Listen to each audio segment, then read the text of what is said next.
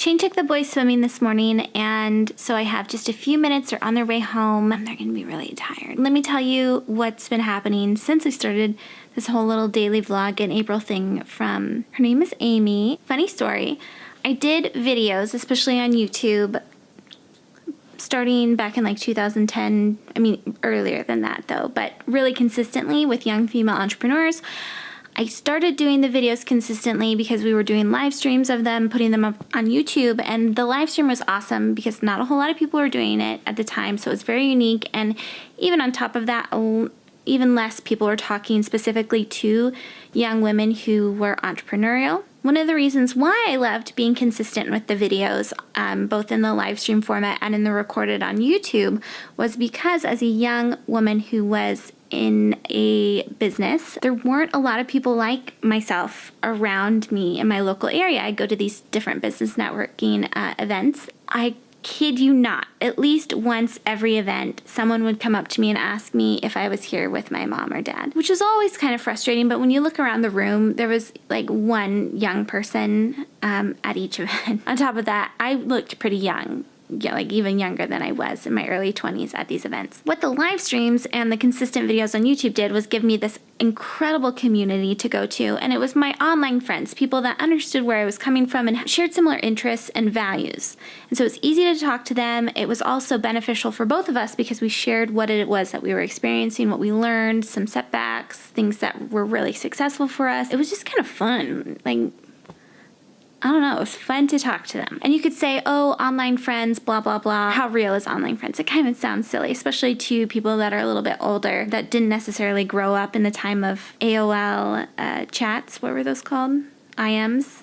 So at that same time as I was doing YFE, Savvy Sexy Social was really starting too, and I followed her and I comment every once in a while on her stuff. I would definitely not call her an online friend. She was way bigger than I was.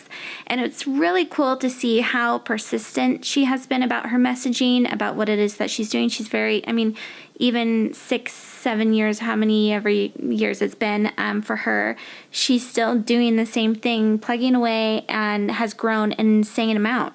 And that's very exciting to see. So that's just some background on her and how I've started following her.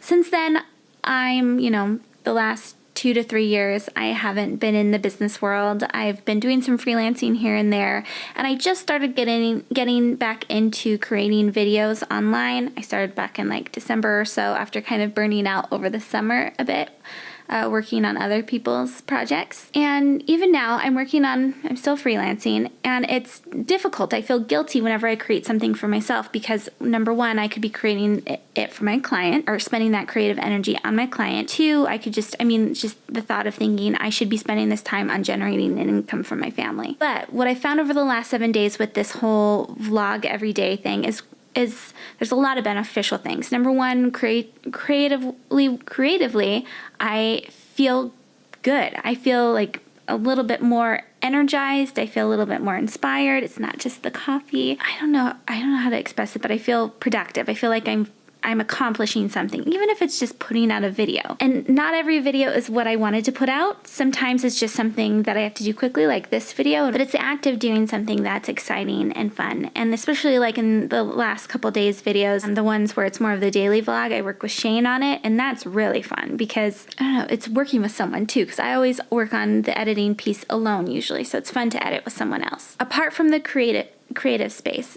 the most important thing that I've gained out of this everyday vlogging piece is community. And that's one of my favorite things that happened a couple of years ago when Shane and I were consistently doing daily videos, was the fact that I met people, and it's brought so much into my life, who is a mom that stays at home with her 2 kids, works at nights, and I don't have a whole lot of free time. And when I do have free time, it's difficult. I love my friends, but sometimes you just want to meet someone that has the same, really specific interests as you, that you can talk to someone about, share similar values that are a little bit more, like I said, specific. And my favorite part about it is when the other person that's commenting or that's in the community is also creating something, and then you can find even a deeper familiarity or commonality, and that you're both putting stuff out. I don't know exactly how to explain it. It just being someone, and I think this works for solopreneurs, for people in college, anyone. When you put yourself out online,